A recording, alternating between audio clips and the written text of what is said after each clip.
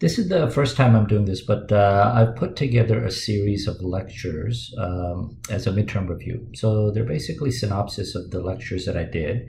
So I'll do a few caveats before I go any further. They're useful for reviewing. It's probably not going to cover 100% of the stuff, but it'll cover most of the calculations and things that I did in my lectures.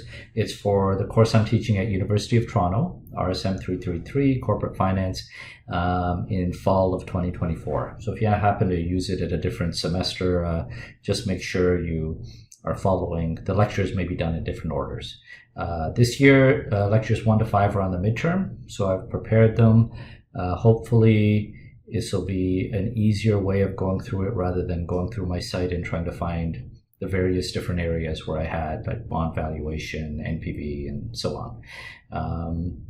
Took a fair bit of time to do, so I'm still unsure whether I'll do it for the final exam or not. It'll just depend. If you feel they are useful, write a comment. So I'll just base it on the comments and the number of views. If it is useful, then I'll do the second batch in the second half of the semester. Otherwise, hope you enjoy it and good luck on the midterm.